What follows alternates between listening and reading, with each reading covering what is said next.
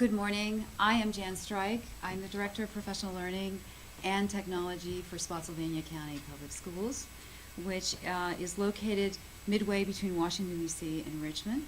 And I think in order to tell our story, what we want to do is start with kids, but in the context of our particular organization. So we are a school division, one of the larger school divisions in Virginia, and we also, in terms of Virginia, have some unique differences with a lot of other school divisions. The first being the fact that we have a northern part of the school division that is urban, metropolitan. Southern part of our school division is quite rural. In addition to that, during the Great Recession, and hopefully we're out of the Great Recession, this was the school division that had extreme rapid growth. We were the third fastest growing organization in the state, and that should give you a nice context for the story that we're going to tell. And we also, after the recession or during the recession, had the highest foreclosure rate. So we went from a 7% free and reduced lunch rate to a 34% free and reduced lunch rate because our demographics completely changed with so many people out of work. So that sets the context for what organization we represent. We are a public school organization here in Virginia, and we wanted to start our story with the end in mind, and those are our kids. So we're going to start out with this little guy who right now is on an iPad, and he's working on some things and some different activities. And as we go through the next few slides, what I'd like you all to think about is what are the kids doing and what behaviors, what differences do you see in these particular classrooms? Now, we've got little guys on iPads doing different activities. They aren't at desks. Where's the teacher? They're talking to one another and collaborating. Oh, there's the teacher. We have students teaching other students. So our story is about where we're going with our students, and in terms of building groups of students working together in teams. And our story starts with a unique group of teachers that are actually coaches. They're called instructional technology resource teachers. And those particular teachers work with other teachers, and they work in very embedded ways. So, some history about the coaching team so that we can continue with our story. Our coaching team is a standard of quality that came out in 2005 from the state of Virginia. So they are, in order to be accredited as a public school in Virginia, you want to have ITRTs or instructional technology resource coaches. And I want to introduce one of our coaches to you. Meg Foley, ITRD for 6 years. And she represents professional learning in Spotsylvania. So originally, our particular team worked strictly out of technology services, and over the last 8 years, we have actually grown to represent instructional services. So we run all the professional learning for the entire school division, and of course, we oversee a lot of the technology integration in terms of the hardware and software support. We work a little differently. When Meg is working, we do traditional professional learning design. Okay, so environments or cultures like we're in today, but most of our work is actually embedded. So we have 34 sites, we have 21 coaches, but they are paired up with math specialists and literacy coaches. So our entire coaching model is deployed, and when you speak about qualitative or quantitative data, we collect our quantitative data on targeted groups of teachers that we're working with in terms of instructional programming, and we also collect our data on targeted instructional initiatives for the school division. So it's very much a strategic approach to our professional learning, which might be a little different than what you do. We also base our evolution with TPACK and how TPACK provides the basis for what we do from some research studies, both formal and informal research studies that we have actually done within our school division. The first was my own dissertation. Because this was a new coaching program, Back in 2005, it was one of the few coaching programs geared towards technology integration across the country. So I made it my dissertation. I wanted to know what Meg was about, what her background was about, and how she worked to move teachers through a change process.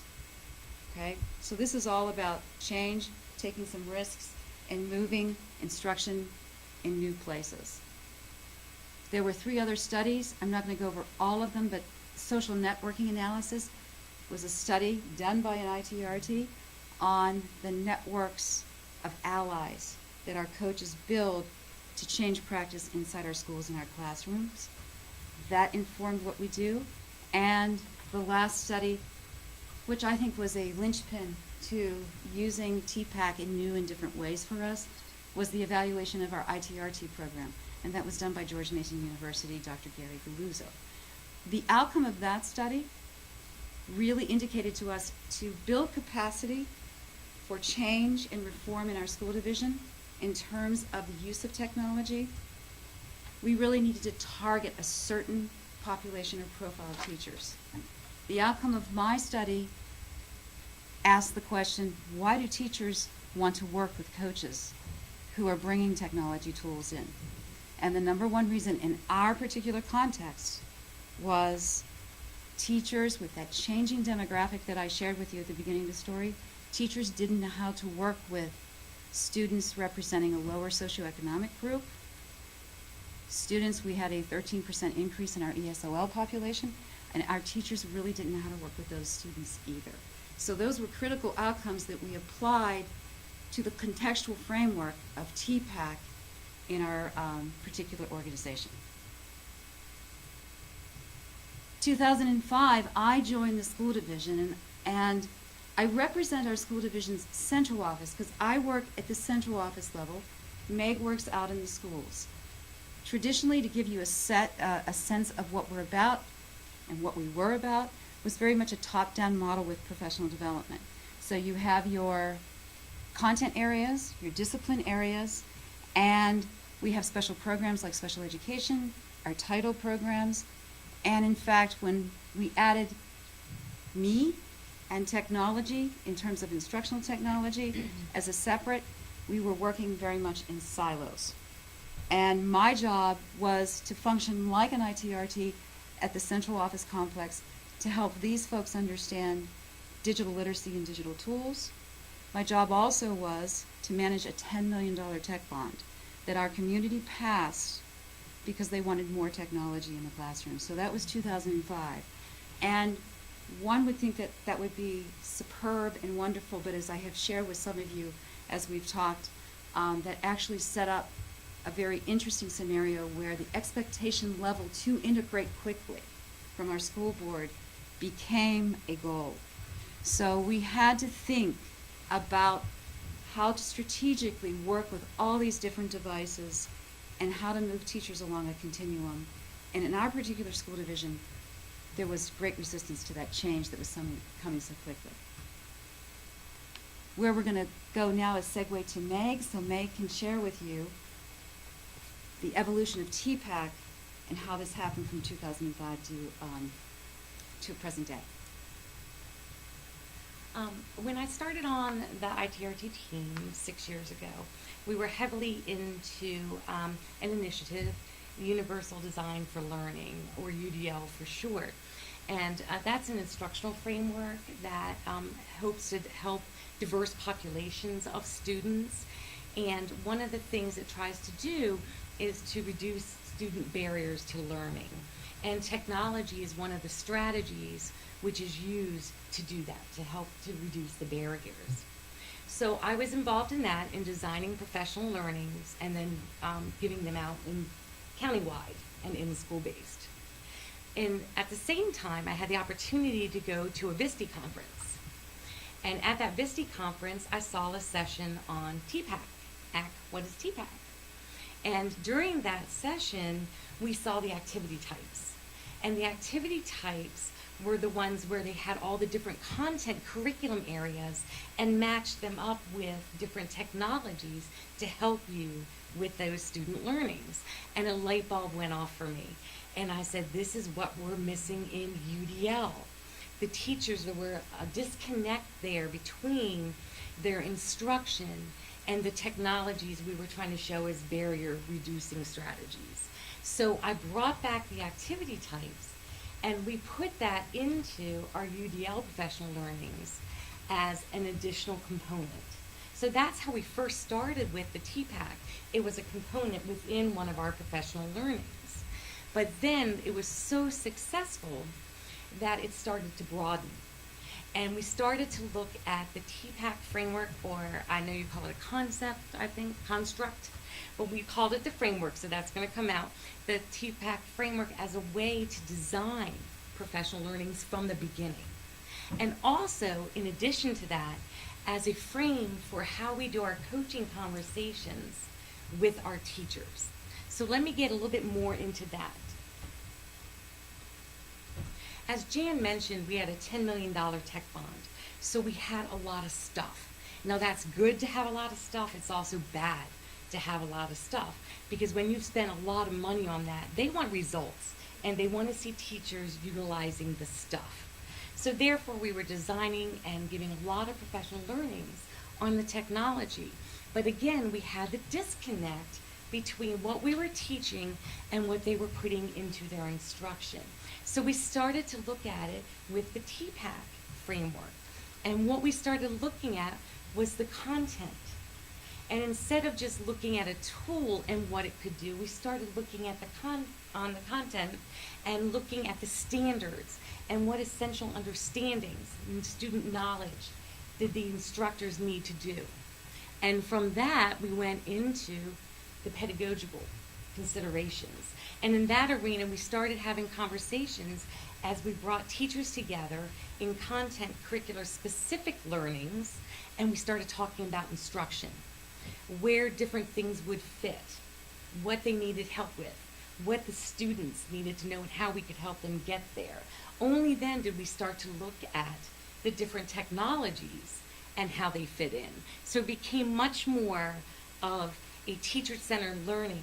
What do the teachers need help with to address student learning needs, rather than, hey, we have whiteboards, we want you to use them more than a movie screen. And you can see how the research, our informal research and formal research, has lended itself to satisfying that, how do I work with these certain students? That drove how we use the TPACK model, depending on what teacher we were working with. So it really was a different paradigm shift on how we designed. And the TPACK framework really helped us with that, to do more considerations than just the tool itself. So in addition to designing professional learnings in a different way, we also started having our coaching conversations look a little different with our teachers. And so with that, when we meet with teachers, we always look at the content area first. What is it we want our students to know? What are your standards? What are the essential learnings and understandings that you want these students to come out with? Then we start to talk about the instruction and the pedagogy. Not only what it will look like in design, but also where does it fit in within your instruction? Where is this going to take place? What can we help you get to? Only then do we bring in our technologies, because truly by knowing the content and knowing the instruction, then you can match it up with that technology to best help affect our student learning. So in using that TPACK framework to help frame our coaching conversations, we felt that we were really getting at personalized, student-centered learning in the context of that teacher's classroom. Good.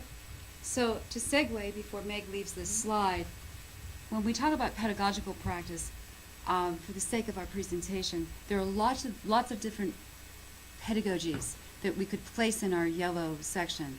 What we did was, in particular, what we were happened to be focused on in terms of instructional goals. But you could, as you look at this for social studies and math, English, you could use this as a design framework in terms of those specific timelines or specific pedagogical practices. So we wanted to clarify we couldn't put everything in the graphics for today's presentation. So let's go back to that activity we saw with our students in the photograph. Those were kindergartners working in groups on iPads, and I wanted to share with you our professional learning design model and how we place it on our TPACK framework. Okay, so we use it as a design template to design specific professional learning in a strategic way. So the content knowledge was reading. The activity was concept of word. So concept of word is that pre-literacy prerequisite that predicts future reading achievement in first grade. With our kindergartners, we used the various technologies and identified those in advance. Here in Virginia, I'm sure you may use it too. The PALS online is a great assessment, so that digital delivery of the assessment. And then we chose an individual device, in this case it was iPads, and our interactive whiteboard. And our pedagogical piece, we were aiming to do literacy stations, to do individual group, whole group, and the strategies were very much geared towards individual learning. And that's what you saw in those photos. So here's the design map that we placed here. And when you start to look at the design framework and have conversations with the different folks who represent these areas, you start looking at what can we get at in terms of the interplay in terms of student behaviors. So how can you change the way students learn? So those conversations began to happen, and that also is pre-planning when we do professional development. And remember, this happens in a very embedded way, because going back to the teacher leaders and what we learned from our evaluation study from GNU was to target specific teacher populations. So that becomes the target of the professional learning versus doing standardized workshops. We targeted, in the case of concept for word, this was, as I was providing for you the context of our particular school division. This was in the southern part, rural part. This was a Title I school.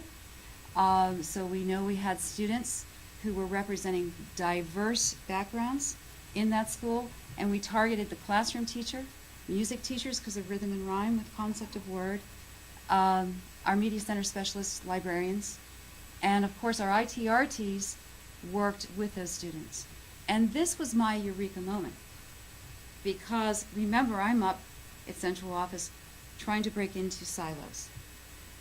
And so I began to use the TPACK framework to identify the people behind professional learning initiatives, to increase my opportunities to collaborate. So if we look at this lesson or this unit on concept of words that we were working on, the content knowledge, who are the experts on content knowledge? In the case of concept of word and literacy, you have your content specialist, you have a site-based teacher leader in that particular area, and a content coach. In our case, we have literacy coaches. So that's the who. The how was our program specialist and our service specialist. So I involved our Title I specialist and supervisor and a special ed teacher, because special ed teachers know those pedagogies and those strategies to aim at diverse student learning populations. And of course our ITRTs. Now ITRTs you could actually place in different places because we know their backgrounds so well, and we recruit them specifically with different backgrounds to match where we're going instructionally. But our technology using staff and our IT coaches. And it's the target population, the TPACK teacher leaders is our target for professional learning. So we have strategic planning for the professional learning initiatives that we come up with in Spotsylvania. At the same time, I am aiming to move those folks into the intersections. If you're using this as a construct theoretically, moving our program and service specialists to understand more of the technologies while we move our tech-savvy teachers and our ITRTs to better understand the expertise of the what and the expertise of the how. So this became a strategic way for me to plan the different who people that I work with in professional learning, and also overseeing technology for 25,000 students. It's at the very root. It's the people that you work with, not the stuff. So it really helped us understand that teacher leadership is at the very core of our professional learning. And to build teacher leadership and focus on that as an entire division. And there's our finished model.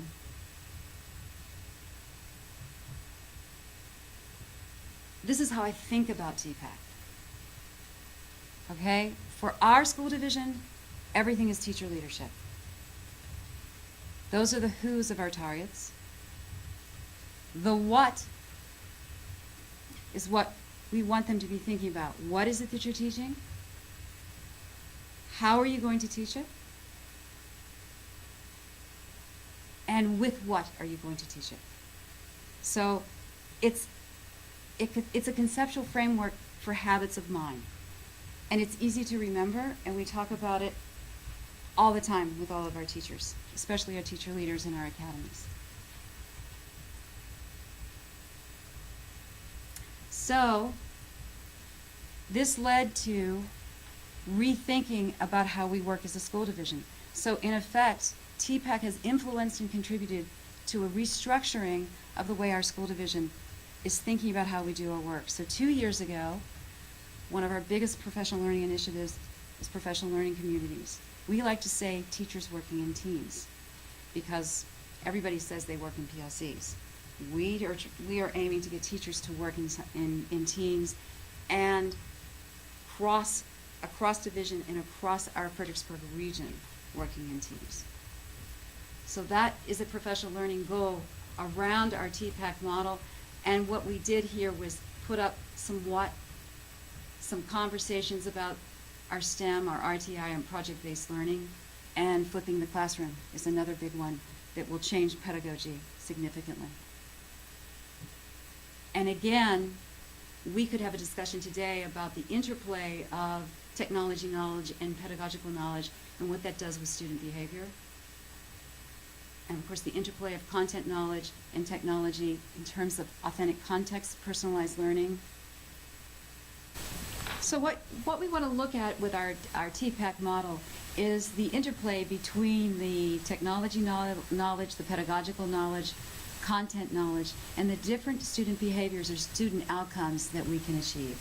And at the heart of that is student-centered learning, which has become a huge goal in our strategic plan, our new strategic plan under the direction of a brand new superintendent. So reflecting on the earlier slide that had the silos and folks working in isolation at central office, what we have learned is what traditionally in a large school division and a very large central office was considered expertise at the top, actually, because of the teacher work on the front lines with the tools, that expertise is actually sitting with your teachers. And that so often happens to those of us that are at central office, isolated in those places. So, under new leadership, the idea that we're working in teams and that we're collaborating, we have flipped that, and we're in the process, in the early stages of complete reorganization of our school division, where teacher leaders, those teacher leaders who we targeted from those earlier formal and informal studies, are actually lending themselves to our curriculum specialist and our other senior leadership to revise a curriculum that will go far beyond our standards in Virginia, which are our SOLs. And we will align with the SOLs because we have to, but it's about college and career readiness. So the focus with that student-centered learning has become that whole idea of career readiness and college readiness that I know a lot of us share in terms of goals. So we started with the end in mind, and this could be the title of our presentation: Learner-Centered Professional Learning and Coaching, a TPACK-based approach. Or possibly next year, organizational restructuring, a TPACK-based approach, as our story continues.